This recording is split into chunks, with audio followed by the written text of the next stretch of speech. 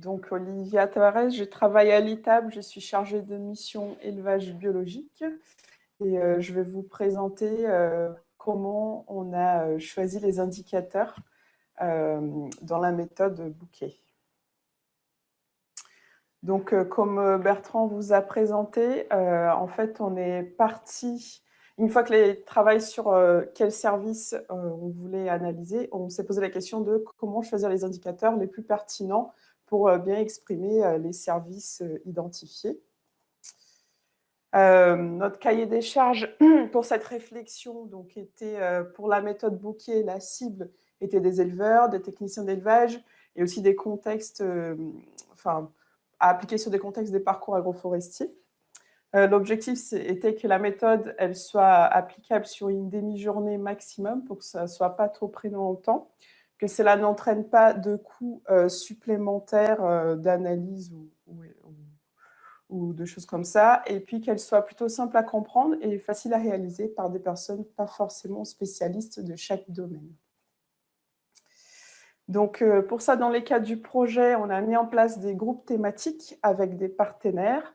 Donc, l'objectif était de proposer ces indicateurs pour bien exprimer les services identifiés, de réfléchir au protocole de mesure pour pouvoir calculer ces indicateurs.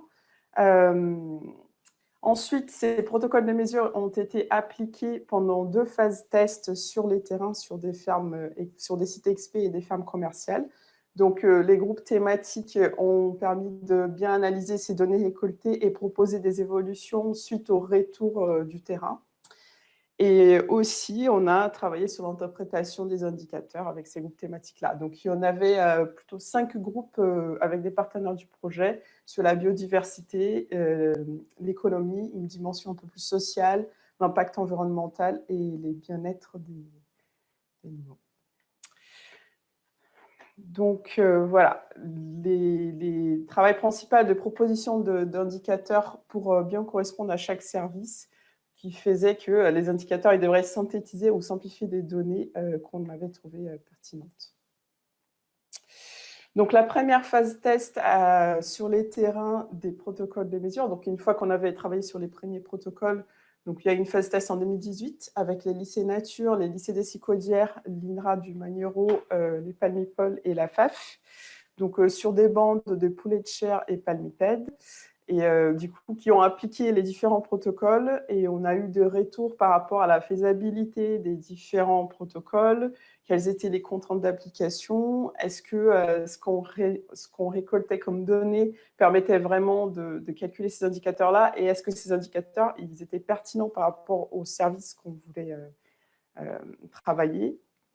Donc, suite à cette première phase test, les groupes thématiques ont retravaillé les différents protocoles et ont proposé des nouveaux protocoles, des protocoles adaptés. Et du coup, il y a eu une deuxième phase test avec un panel un peu plus large des fermes en 2019 avec l'ITAVI dans les sud-est et les sud-ouest, les palmipoles, la FAF, les CEPSO, la P32, la Chambre d'agriculture du 72, les lycées des Sabres et les lycées des Sicaudières. Donc là, on était sur des bandes de poulets de chair, des palmipèdes et aussi les vaches dépendeuses. Et ensuite, donc une nouvelle phase des feedbacks, des retours du terrain par rapport aux nouveaux protocoles au protocole mis à jour, plutôt mis en place, et la pertinence des indicateurs. Et du coup, en 2020, on a finalisé, suite au dernier retour sur les terrains de la deuxième phase test. Donc, je voulais peut-être plutôt focaliser sur un exemple. Donc, sur les services de la préservation de la biodiversité et connectivité des milieux, et plus précisément sur un des indicateurs de ces services-là, donc qui était de préserver la diversité animale. Donc, on avait identifié, de travailler sur la diversité et l'abondance des 3 catégories d'animaux, des arthropodes volants, des invertébrés rampants et des vers des terres. Donc, suite à la première phase test, on a eu de retours comme quoi les protocoles arthropodes volants et invertébrés rampants, ils étaient un peu complexes. Donc, on a retravaillé pour simplifier les grilles d'identification de ces animaux-là. Et pour les protocoles vers des terres, par exemple, il était jugé trop contraignant. Ça mettait trop de temps pour préparer les terrains sur lesquels on allait faire la collecte et les comptages de vers des terres. Et en plus, on avait marqué qu'il y avait une variabilité un peu importante selon la météo. Donc, on a choisi de ne pas utiliser ces protocoles-là pour mesurer cet indicateur. Et donc, tout ça, c'était des réflexions au sein du coup avec les retours de phase test et aussi dans les groupes de biodiversité. Donc, pour l'exemple, dans ces groupes-là, il y avait l'ITAVI, l'ITAB, l'ACTA et les lycées nature. Et du coup, il a été soulevé aussi l'intérêt de prendre en compte d'autres espèces d'animaux. Donc, on a travaillé sur un protocole oiseaux, en plus par rapport à l'intérêt qu'on peut avoir sur les oiseaux dans les parcours aménagés.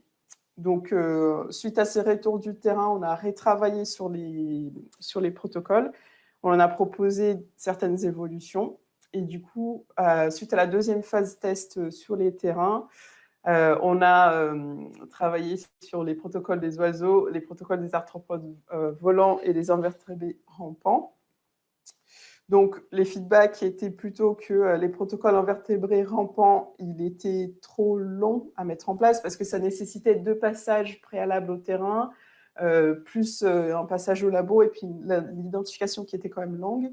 Et puis, c'est une méthode destructrice, en fait, des invertébrés et du coup, moins intéressante à appliquer sur une ferme commerciale.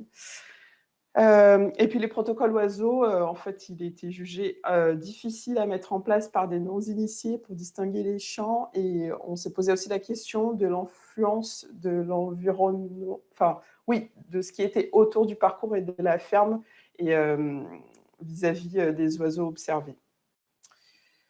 Donc, on ne l'a pas retenu.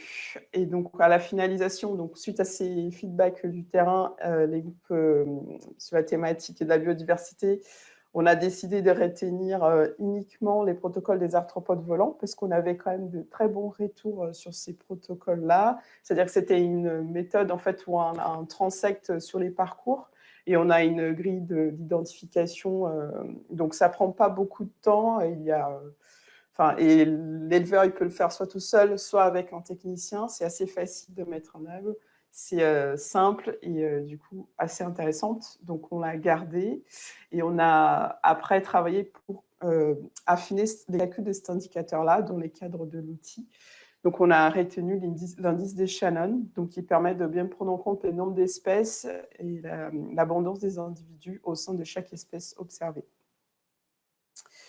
Et pour finaliser, juste, donc là, je donne un exemple pour ces services-là, mais de manière générale, certains indicateurs étaient quand même pertinents à calculer, mais ils étaient soit un peu trop longs pour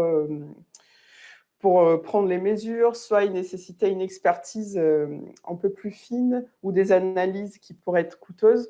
Donc, dans ces cadres-là, on ne les a pas intégrés dans l'outil, mais dans la description de l'outil, on a une partie pour ceux qui sont intéressés d'aller un peu plus loin.